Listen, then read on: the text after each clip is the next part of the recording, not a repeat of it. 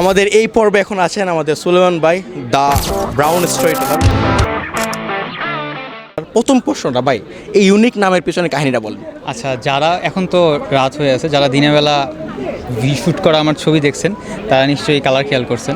ওই কালার থেকে এখন কালারটা টেকনিক্যালি গোল্ডেন, বাট গোল্ডেন প্রোনাউন্সিয়েশনটা একটু tough. So golden story teller যতটুকু ইজিলি প্রোনাউন্স করা যায়, তার চেয়ে ব্রাউন স্টোরি টেলারটা খুব ইজিলি প্রোনাউন্স করা যায়, এই জন্য হচ্ছে এই নামটা দেওয়া।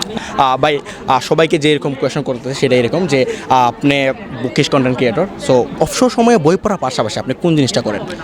টু বি অনেস্ট, আমি অবসর সময় অনেক কম পাই। আচ্ছা। আর হচ্ছে দ্বিতীয়ত, আমার হবিজ অনেক বেশি। আমি যদি হবিজ বলা শুরু করি, লম্বা একটা হয়ে যাবে, লিস্ট হয়ে যাবে। যেমন হচ্ছে আমি মুভিজ দেখি প্রচুর, তারপর হচ্ছে সিরিজ দেখি, অ্যানিমে দেখি, মাঙ্গা পড়ি, কমিক্স পড়ি, তারপর হচ্ছে রুবিক্স কিউব প্র্যাকটিস করি। কলেজে থাকতে আমি প্রচুর চেস খেলতাম, এখন অবশ্য চেস খেলা থেকে একটু সরে আসছি, কারণ চেস যারা খেলেন তারা এটা রিলেট করতে পারবেন যে একটা সার্টেন লেভেল পর্যন্ত চলে গেলে তারপরে আসলে চেস এনজয়েবল হয় না, খুব পেইন লাগে, রেগুলার করতে হয়, স্টাডি করতে হয় চেস, ওই সময়টা আসলে আমি পাই না। আর এর পাশাপাশি আমি ঘুরতে পছন্দ করি, তার পাশাপাশি হচ্ছে আমি লিখতে পছন্দ করি। এরকম অনেক হবিজ আছে, বাট দেখা যায় যে দিন শেষে নিজের পড়াশোনা শেষ করে নিয়ে বই পড়ার পাশাপাশি অবসর সময় খুবই কম পাওয়া যায়। আচ্ছা, এখন প্রশ্ন হচ্ছে যে আপনার রিসেন্টলি অনুবাদ করা একটা বই সম্বন্ধে আপনি আমাদেরকে অবগত করেন। আচ্ছা, আমার রিসেন্টলি অনুবাদ হয়েছে আগাথা ক্রিস্টি সমগ্রতে। আমার 2টা উপন্যাস অনুবাদ হয়েছে, 3টা করার কথা ছিল, বাট আমি পরীক্ষার কারণে আসলে লাস্টে টানতে পারি নাই। 2টা উপন্যাস হচ্ছে আগাথা ক্রিস্টি সমগ্র 18তে অ্যাট বার্ট্রামস হোটেল, এটা আমার অনুবাদে করা।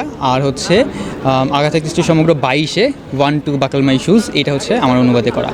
আর এর পাশাপাশি আগাথা ক্রিস্টি সমগ্র 16তে, এটা গত বছর এসেছিল, 16তে একটা ছোট গল্প আর একটা উপন্যাসিকা অনুবাদ করা আছে। ছোট গল্পটার নাম হচ্ছে দ্য কর্নিশ মিস্ট্রি, আর উপন্যাসিকাটার নাম হচ্ছে দ্য আন্ডারডগ। আর এর বাহিরে আমার একটা মৌলিক লেখা এবছর বইমেলাতে বের হয়েছে। মৌলিক লেখাটা হচ্ছে বিবলিও ফাইলের বিবলিও সংকলন মেডিকেল থ্রিলার, সেখানে হচ্ছে ছোট একটা গল্প, একবেলার মামলা, সেটা দিয়ে স্টার্ট করেছি লেখালেখি। এখন ফিউচারের প্ল্যান আছে এটা নিয়ে একটা সিরিজ করব, তারই প্রথম গল্প বলতে পারেন। এটা হচ্ছে একটা ডিটেকটিভ গল্প বা ডিটেকটিভ সিরিজের প্রথম গল্প। আচ্ছা, আমরা অপেক্ষা রইলাম। এবং সর্বশেষ একটা কোয়েশন, সেটা হচ্ছে যে সুলেমান ভাই কি শুটকি মাছ খায়? ফার্স্ট অফ অল, আমি শুটকি মাছের গন্ধ সহ্য করতে পারি না, আমি শুটকি মাছ খাই না, আমার পছন্দ না।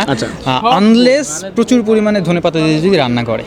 ধনেপাতা দিয়ে যদি রান্না করে তাহলে হচ্ছে রান্নাটা না, রান্না আমি খাইতে পারি না, আমার গন্ধ লাগে। আমি মাছও খাইতে পারি না, আমার মাছের প্রচুর গন্ধ লাগে। আমি খুবই সিলেক্টিভ মাছ, যেমন ইলিশ, তারপর হচ্ছে লবস্টার, এগুলো খাইতে পারি। এর বাইরে নর্মালি মাছ খাইতে পারি না, আমি গন্ধ লাগে আমার। আমি শুটকি যে তরকারি রান্না করে এটা খাইতে পারি না। প্রচুর পরিমাণে ধনিয়া পাতা দিয়ে যদি ভর্তা করে, ভর্তাটা খাইতে পারি না, শুটকি ভর্তা। এর বাইরে শুটকির সাথে আমার আসলে এরকম কোনো নেই, সক্ষতা নেই। আচ্ছা, ধন্যবাদ ভাই আমাকে সুযোগ করে। আচ্ছা, ঠিক আছে, আপনাকে অসংখ্য ধন্যবাদ।